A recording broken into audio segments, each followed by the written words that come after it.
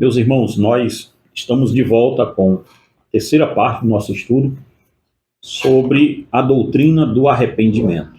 Esses dois vídeos, a parte 1 e a parte 2, tiveram uma repercussão muito boa e nós vamos criar aqui uma playlist sobre os três, para você que não viu os outros dois. Provavelmente esse vídeo já vai estar numa playlist aí para você poder acompanhar eles maratonando, tá?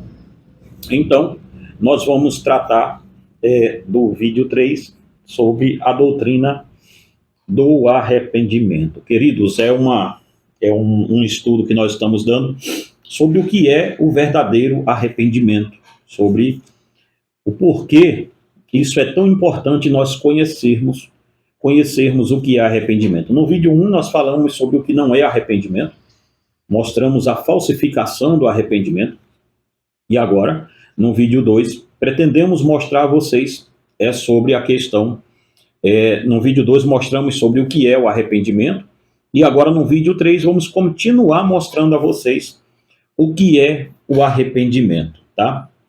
É um vídeo bastante, são 3 vídeos bastante doutrinários, tá bom? Nós falamos aqui sobre, no vídeo 1, visão do pecado, tristeza pelo pecado, confissão pelo pecado, no vídeo 2, aliás, e agora nós vamos falar sobre vergonha pelo pecado, ódio pelo pecado e o abandono do pecado, tá? Desde já, se você gosta desse assunto, vai compartilhando aí esse vídeo com alguém que você conhece, não deixa de compartilhar. Irmãos, como todos sabem, eu vivo dos meus livros, tá? Então eu vou apresentar a vocês, se você quer uma lição de escola bíblica dominical para adolescente, essa aqui será muito boa, que é Lições Bíblicas de Jovens e Adolescentes em Identidade Cristã, escrita por mim. Tá? É uma lição mesmo de escola bíblica dominical, e se você quiser também para o seu estudo pessoal, você pode adquirir aí também. Essas lições são eu que escrevi, sou o comentarista delas, tá? Então droga, sexo e álcool, a gente fala de muita coisa aqui nessa lição bíblica aqui que vai ajudar muito aí você no seu estudo pessoal. Essa aqui é para adolescente, essa aqui também é para adolescente, tá? E jovens, jovens amoldados ao caráter de Cristo. Também foi escrita por mim, tá? Então, se você quiser adquirir essas lições bíblicas para colocar na sua igreja, ela está num preço bem acessível, tá bom? E se você quiser também para estudo pessoal, fique à vontade, nos procura. O WhatsApp está ficando no primeiro comentário, na descrição desse vídeo aí, tá? E ele voltou, olha aqui, Cristo entre as igrejas, um estudo excêntrico sobre as 7 igrejas da Ásia Menor, também escrito por mim. Irmãos, se você quiser um estudo sobre a Ásia Menor, sobre as 7 igrejas, tem uma lição de escola bíblica dela também, e eu pretendo dar aqui, ou nesse ou no outro canal. Nós temos 3 canais do YouTube, irmão. Nós temos esse aqui, o Queria Também Pensar, temos também o canal A Voz do Cristianismo, e temos o canal Família Fundada na Rocha. Lá a gente fala só sobre família nesse outro canal também, tá? E tem também o Manifesto de Jesus Cristo, uma abordagem exegética sobre o Sermão da Montanha, tá? Então já está quase acabando, fica tranquilo aí, tá bom? Tem também meu guia de oração e jejum, ansiedade e sua origem pecaminosa. Irmãos, esses 2 aqui são lançamentos desse mês, que vai sair agora no comecinho aí, ou no finzinho desse mês eles estão saindo aí, tá? Para lançamento, era para ser lançado mês passado, não conseguimos, mas vai nesse. E tem também o Radicalismo do Verdadeiro Evangelho, um chamado à santidade. Esse livro aqui é um livraço, você tem que adquirir. Tudo você não vai encontrar em loja nenhuma virtual, vai encontrar direto comigo por enquanto, tá? Tá aí nesse WhatsApp que está no primeiro comentário fixado desse vídeo, tá bom, irmãos? Queridos, vamos continuar o nosso estudo a partir da perspectiva sobre a doutrina do arrependimento. Como essa doutrina foi esquecida, irmão, desapareceu. Ninguém quer mais falar sobre doutrina do arrependimento, sobre santidade e nada desse porte. Porque nós temos 2 extremos acontecendo. Quando a pessoa fala de santidade, eles falam mais num ponto de vista legalista. E isso tira o brilhantismo da santidade. E também tem o outro lado que acha que falar de santidade não é uma coisa lá tão relevante. Ora, uma vez que Cristo nos salvou, então percebe-se uma ideia de que nós já somos santos e que não precisamos mais fazer muita coisa. Essas duas visões estão extremamente equivocadas, porque ela parte de um coração não convertido, ela parte de um coração não arrependido em Cristo. E é sobre isso que vamos estudar, tá? No terceiro ponto, irmãos, nós paramos aqui no segundo vídeo sobre, deixa me ver aqui, tristeza anterior, tal. É preciso que a confissão seja uma compulsão, ou seja, confissão pelo pecado. E agora nós vamos tratar sobre vergonha pelo pecado. Um outro item que um coração arrependido vai ter, um outro componente desse remédio chamado arrependimento, um coração arrependido ele terá nele vergonha pelo pecado. Irmãos, um coração arrependido em Cristo, ele não terá prazer no seu pecado, ele terá vergonha dele. O quarto ingrediente do arrependimento é a vergonha imensurável pelo pecado. Veja o que a Bíblia diz em Ezequiel, o livro do profeta Ezequiel, capítulo 43, versículo 10. E lá vai nos afirmar sobre isto, ou seja, o que basicamente está sendo colocado aqui é que tipo de reação você tem sobre o seu pecado? Quando você peca, irmãos, que tipo de reação é a sua sobre o seu pecado? Ora, nós temos muitas reações e pode ser, como a gente já viu no vídeo 1, possa ser que você esteja equivocado quanto ao arrependimento. Possa ser que você pense que ser arrependido basicamente é apenas ter ali um desalento sobre o seu pecado e depois você vai estar pecando de novo, então não precisa você estar com a sua alma deprimida sobre isso. E não. O que a Bíblia vai nos ensinar é que o que vai determinar o seu coração é ou não um coração arrependido é justamente a questão de como você trata, que tipo de reação você tem sobre o seu pecado. Que tipo de reação você tem quando você peca? É aqui que está, irmãos, a linha de medir toda. Quando pecamos, este pecado é desferido contra Deus, o Deus Santo. E se fala em frase de efeito, tais como: Deus sabe que sou pecador, sou depravado e etc. Não é o suficiente falar essas frases. A questão é que esta proposta no coração do arrependido é justamente o fato de como ele sentirá vergonha sobre o seu pecado. Irmãos, eu tenho me deparado com muita gente, vários tipos de pessoas. E o que eu tenho visto é que há uma uniformidade concernente ao pecado. Há uma uniformidade maligna, perversa, que trata o pecado como se fosse algo natural, como se fosse algo que não precisa se abrir uma luta contra o pecado. Entenda, irmão, entenda-me bem. Falar frases de efeito como Deus sabe que eu sou depravado, Deus sabe que eu sou pecador, isto não vai resolver o problema do seu pecado. O que se tem no coração arrependido é que uma das características dele é sentir vergonha imensa sobre o pecado. No livro de Esdras, capítulo 9, versículo 6, e também Lucas, capítulo 15, versículo 21, todos os homens de Deus tiveram vergonha pelos seus pecados.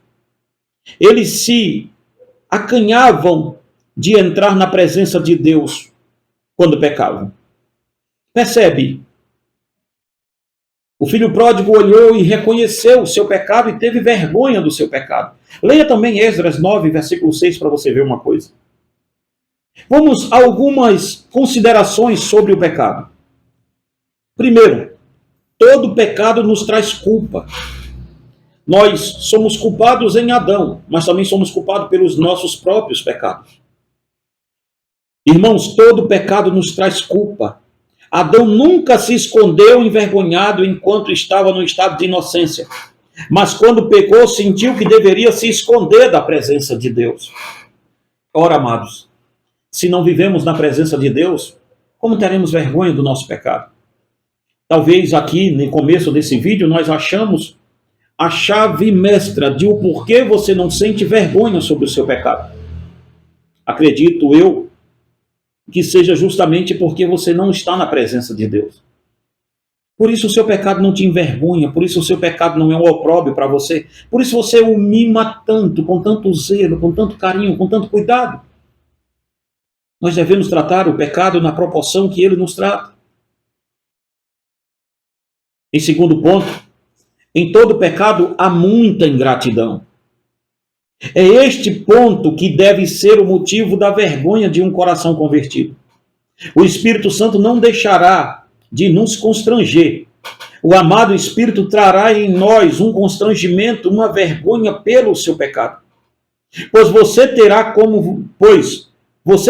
como você é ingrato contra Deus. No livro de Jeremias, no capítulo 2, e o versículo 5, existe ali uma indagação. Diz assim: temos pecado contra Deus, sendo que ele não nos deu motivo algum. O nosso pecado é, na verdade, uma ingratidão contra Deus. Quais os motivos Deus lhe deu para você pecar contra ele? Quais foram os seus motivos? Quais motivos Deus deu a você para isso? Então, todo pecado, irmão, é um pecado de ingratidão. Você tem que olhar o seu pecado e saber que todo pecado que você comete, ele é diretamente contra Deus. Nossos pecados fizeram Cristo passar vergonha. Sempre que eu pergunto às pessoas, quando você olha para a cruz de Cristo, o que você vê? Olhamos para a cruz de Jesus Cristo e vejo o tamanho, olhando para a cruz de Jesus Cristo, eu vejo o tamanho da minha maldade. E também observo o tamanho do amor de Deus para nós. Meus amados, como o pecado não conseguiria deixar a minha face vermelha de vergonha quando eu cometo? Pois eu matei Deus. Eu matei Deus. Cristo morreu por causa do meu próprio pecado. Cristo foi exposto à nudez que o primeiro Adão estava diante do Deus no Éden. Também foi a nudez que Cristo estava naquela cruz. Pois ninguém era crucificado com roupas. O pintor do quadro colocou um pano na pintura que ele fez, pois não se atreveu a colocar a vergonha tão medonha de Cristo. Não pense que o seu pecado foi algo que Deus não levou a sério. Deus matou Cristo por causa dele. É isso que o coração de um convertido observa. Ele diz: toda a nudez de Adão foi descoberta no pecado. E quando Cristo se fez pecado em meu lugar, toda a sua nudez foi descoberta também. Ele estava naquela cruz nu para que eu me vestisse. Ele estava naquela cruz morrendo para que eu vivesse. Ele estava naquela cruz sendo ensanguentado para purificar o meu pecado. Aquela cruz não era a cruz de Cristo, era a cruz de Barrabás. E foi colocada sobre os ombros de Jesus Cristo. Aquela cruz, querido, não era dele. Naturalmente, aquela cruz foi feita para Barrabás, mas ele carregou. Eu e você éramos Barrabás. A cruz era nossa, mas ele levou ela no nosso lugar. Mas ao olharmos na cruz, nós temos que observarmos e ver quão depravados somos. Como o nosso pecado tem que ser levado muito a sério por nós. O nosso pecado matou Cristo. O nosso pecado matou Deus. E isso diz que eu tenho que ter vergonha pelo meu pecado. E aqui vem também o outro ingrediente, o oitavo ingrediente, que é um ódio pelo pecado. Irmãos, nós temos que odiar o coração de um arrependido, de um convertido, de um penitente, de um peregrino. Ele é um coração que odeia o pecado. Ele tem que abrir um ódio contra o pecado de uma forma imensurável. O quinto ingrediente do arrependimento é justamente o ódio ao pecado. Um nojo, uma repugnância ao pecado. Veja o que nos é dito em Ezequiel 36, 31. O verdadeiro penitente tem nojo pelo seu pecado. Um nojo ao ponto de embrulhar o estômago. Um verdadeiro penitente, ele terá amor próprio. Um verdadeiro penitente, ele não terá amor próprio. Ele terá um repúdio próprio. Zacarias capítulo 3, versículo 4 e o versículo 5. Leia a sua Bíblia. Não teremos um amor próprio mais. Teremos um repúdio próprio. Um repúdio ao que somos, ao que éramos. E um repúdio a tudo aquilo que o pecado pode nos levar a ser. Então, um homem de Deus com o coração arrependido, uma mulher de Deus com o coração arrependido, um jovem de Deus com o coração arrependido, ele terá um ódio mortal pelo pecado. Nenhum homem de Deus andou em conformidade com o seu pecado. Isto é, eles foram homens e mulheres que odiaram tudo aquilo que Deus odeia. Irmãos, esta nação está repleta de falsos profetas, lotado deles em púlpitos pentecostais, batistas, reformados, e em todos os púlpitos nós temos falsos líderes, falsos profetas, dizendo que não, que você não deve olhar o seu pecado e se martirizar tanto assim. Mas será mesmo, irmão, uma da evidência grandiosa da sua vida cristã, é odiar aquilo que Deus odeia. É odiar o pecado que tão de perto te rodeia, o pecado que tão de perto te espreita. É odiá-lo de uma forma tão imensa e tão voraz que você viverá vigiando em cima dele 24 horas. E se precisar, não dormirá olhando e observando aonde ele pode minar a sua fé em Cristo. Por isso, investigue bem aquilo que você está afirmando que não tem nada a ver. E lá no fundo você sabe que é um pecado. É justamente isso que você está afirmando que não tem nada a ver. É justamente isso, justamente este pecado, que é o mais difícil de largar. Sabe aquela coisinha que você faz e lá no fundo você sabe que não é certo. Lá no fundo você sabe que é um pecado contra Deus. Mas você está dizendo, não, isto não tem nada a ver. Isto não tem nada a ver. Ora, não tem nada a ver eu beber de vez em quando, não tem nada a ver eu fumar de vez em quando, não tem nada a ver eu me prostituir de vez em quando, não tem nada a ver eu deitar com a namorada de vez em quando, não tem nada a ver eu ficar com a mulher do próximo de vez em quando, não tem nada a ver eu ir para ver pornografia de vez em quando. Ora, isso não tem nada a ver. É justamente esse pecado que está destruindo você. Porque você já desistiu de lutar contra ele. Você já o tem como se ele fizesse parte da sua vida. E isto é a característica de um coração não convertido. Isto é a característica de um coração não arrependido. Perceba os ídolos do seu coração. Observe uma coisa básica. Eu vou tocar aqui, irmão, em uma coisa muito básica agora. Observe como você trata a sua agremiação futebolística. Observe como você trata o seu time de coração. Veja que coisas tão basilares ainda prende você e seu coração. Quando o seu time está em uma final de campeonato, veja se aquilo não move o seu mundo, seus horários, seu dinheiro e até mesmo ao ponto de você estar em uma arquibancada no meio de uma roda de escarnecedores. Estou falando de um time de futebol que move o seu mundo. Imagine as coisas mais sérias do que isso. Eu sei que virá comentários aqui dizendo, eu não acredito que um time de futebol irá me levar para o inferno. Irmãos, entre estar em um estádio de futebol e um show do Rock in Rio, qual a diferença dos dois? Me diga, em nome de Deus, vem aqui no comentário e me diga qual a diferença. Viu como nós não conseguimos largar coisas basilares no nosso coração? Ele ainda é repleto de ídolos. Ele ainda é cheio de ídolos. Vejamos algumas coisas sobre o ódio contra o pecado. Vamos ver algumas coisas sobre o ódio contra o pecado. Primeiro, o espírito do homem se opõe contra o pecado. Claro que o Espírito Santo nos dará força e poder para que nós fizermos oposição séria contra o nosso pecado. Um coração convertido não fala apenas com a boca. Ele deve olhar o pecado como algo abominável. Não vai brincar com o pecado, pois sabe que o seu coração está em oposição a toda sorte de pecado.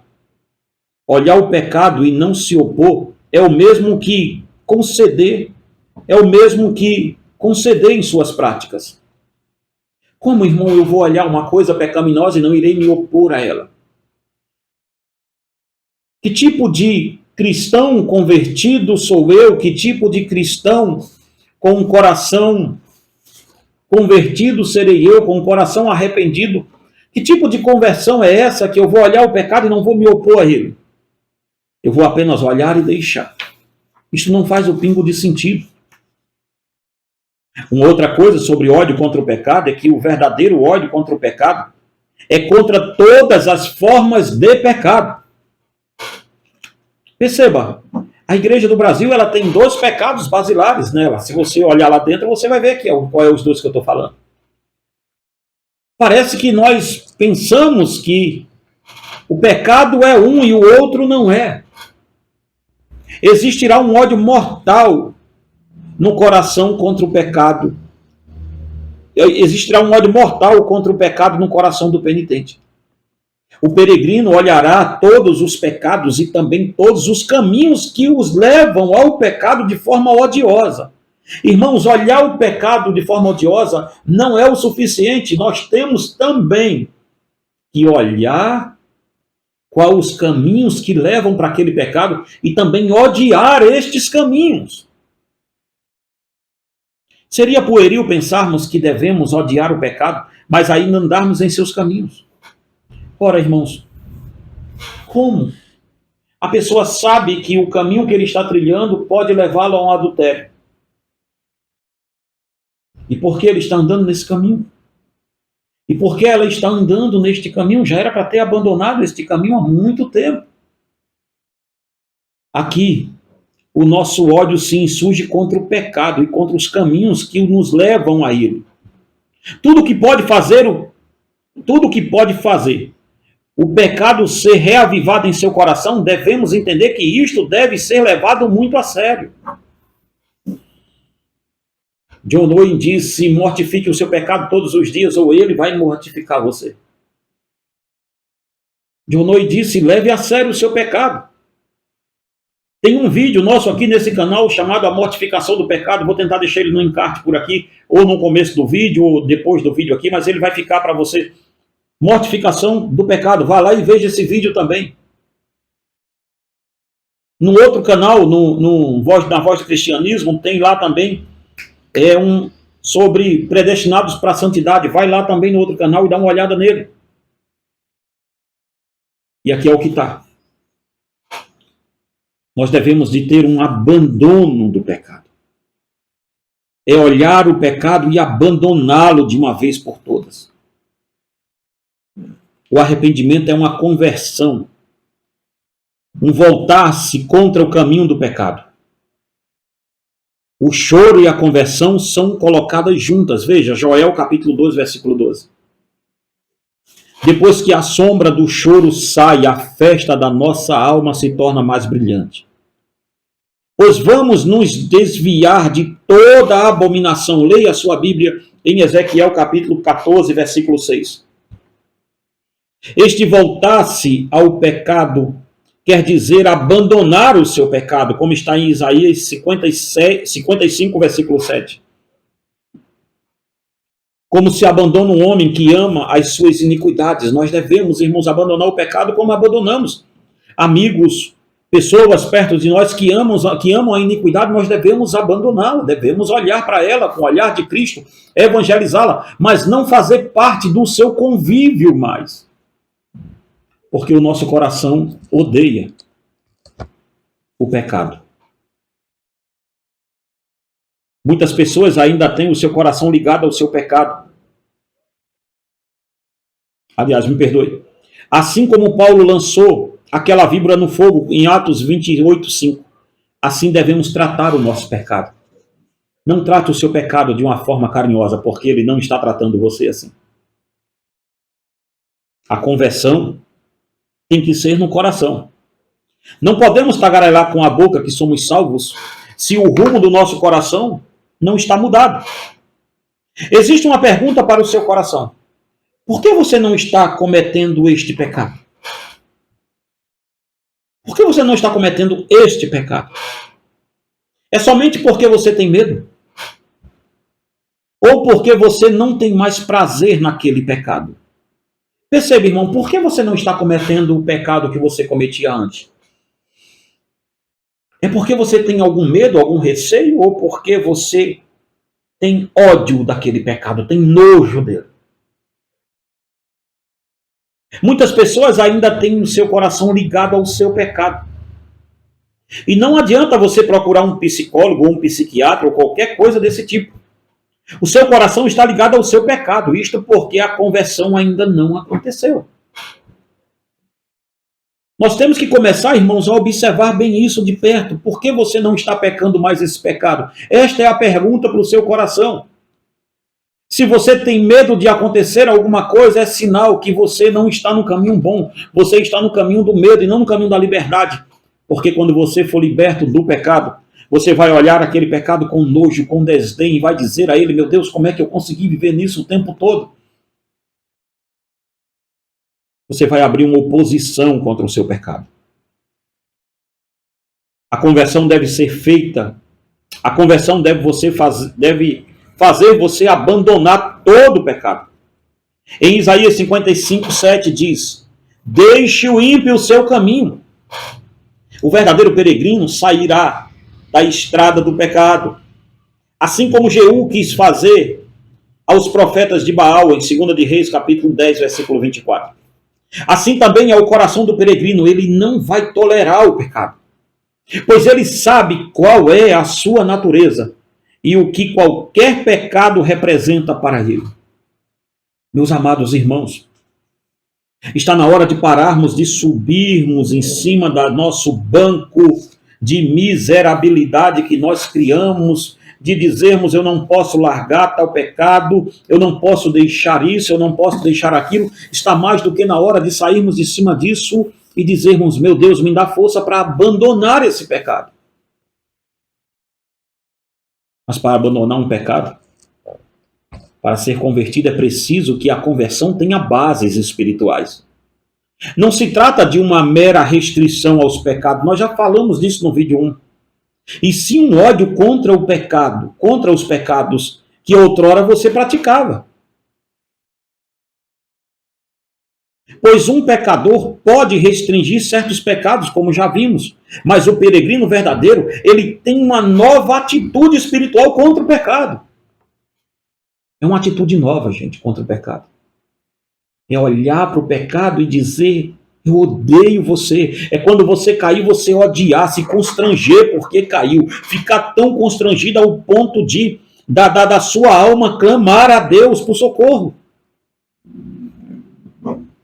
E eu temo que de cada 100 cristãos, 99 não esteja convertido. Eu temo que grande parte dessa nação passará a sua eternidade no inferno. Eu temo que grande parte dessa nação que diz que está sentindo um Pentecostes na sua vida, em sua maioria nunca foram convertidos de fato. Eu temo que pessoas que estão andando de Bíblia na mão, de Bíblia de Genebra, dizendo que são reformados e reformadores, nunca o Evangelho tocou nenhuma gota desse Evangelho na alma deles. Como eu sei que você está convertido? É justamente como você trata o seu pecado. Não me fale como você ama Cristo. Apenas deixe-me ver como você trata o seu pecado. É o tratamento que você delega ao seu pecado que mostra como estão as suas bases espirituais. Irmãos, as pessoas, essa parábola é do pastor Paul David Washer. O Washer diz que é mais ou menos assim a conversão de um homem. É como se ele chegasse em um lugar e dissesse, olha, o meu carro bateu na frente de um caminhão de 20 toneladas. E alguém olhar para ele e dizer, mas como você bateu em um caminhão de 20 toneladas e não tem um arranhão no corpo, nada mudou na sua estrutura? Então você é um mentiroso ou é um louco. E esta é a ideia, irmãos. Tem muita gente dizendo que o Evangelho encontrou, que o Evangelho atropelou ele quando encontrou ele. Mas a estrutura dele sobre o seu pecado continua a mesma. A reação dele sobre o seu pecado continua a mesma quando ele disse que não conheceu o Evangelho. Como você diz que conheceu o Evangelho e a sua vida continua a mesma? Eu não estou falando de vida financeira, eu estou falando de bases espirituais. Como você diz que continua, que você conheceu a Cristo? E olha a sua vida de futilidades. Olha a sua vida de um emaranhado de futilidades que você tem. Pessoas tirando a própria vida dentro dos portões da igreja. Veja, irmãos, eu não estou aqui dizendo, isso não é o ponto alto da mensagem, mas eu estou aqui dizendo pessoas extremamente ansiosas, doentes, cheias de problemas emocionais dentro da igreja, lotado dentro dela. Pessoas que não oram mais, pessoas que não jejuam mais, pessoas que não vivem mais um padrão de santidade na vida deles, pessoas que dizem que foram salvos por uma graça, que a graça nunca os agraciou. Como você pode dizer que é convertido? Se o evangelho não mudou nada na sua estrutura, não há nada mudado aí. O ódio, o rancor, a falsidade, a inveja, a mentira, a maledicência, a semeadura de discórdia entre os irmãos, tudo isso faz parte da sua vida. Como você pode dizer, como você tem a dignidade, a pachorra de querer dizer que o evangelho mudou você, que o evangelho encontrou você? Quando o evangelho encontra uma pessoa, essas mudanças aqui aparecem na vida dela. A verdadeira conversão é justamente um abandono ao pecado e voltar-se para Deus. Não é simplesmente odiar o pecado, é uma volta a Deus, é voltar-se a Jesus Cristo. Oh, meus amados irmãos, vemos isto muito claro em Atos capítulo 26, versículo 20, no qual lemos que se arrependam e voltem-se para Deus. Voltar-se contra o pecado é como extrair a flecha da ferida e aplicar-lhe o bálsamo. Lemos nas Escrituras sobre um arrependimento de obras mortas, como está em Hebreus 6:1. Você pode se arrepender de obras mortas. Mas também lemos de um arrependimento para Deus, em Atos 20 e 21. Não basta pensarmos que podemos deixar os quartéis do diabo, mas temos que nos colocar sob a bandeira do Evangelho. Perceba, não estamos falando que você será perfeito. O que estamos ensinando é que as evidências de uma nova vida é a oposição à sua velha vida. O que eu estou dizendo aqui esse tempo todo para você é justamente que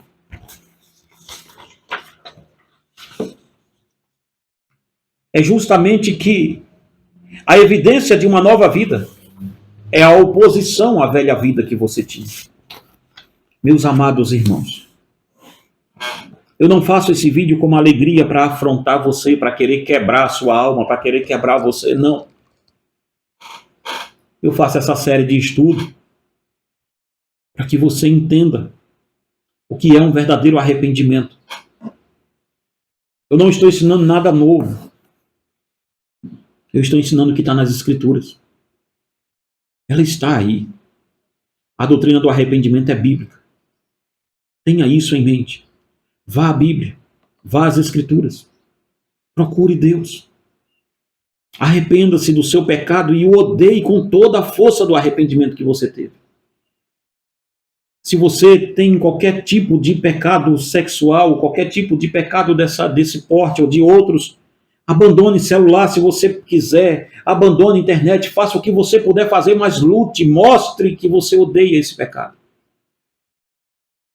O que nós estamos precisando hoje são de pessoas que odeiam a sua velha vida. Mas nós amamos a vida velha e gostamos de dizer que temos uma vida em Cristo. Não é à toa que somos chamados de novo homem, nova criatura, e não uma criatura reformada. Novo homem, nova criatura, novinho. Então que Deus em Cristo te abençoe e te guarde, em nome de Jesus.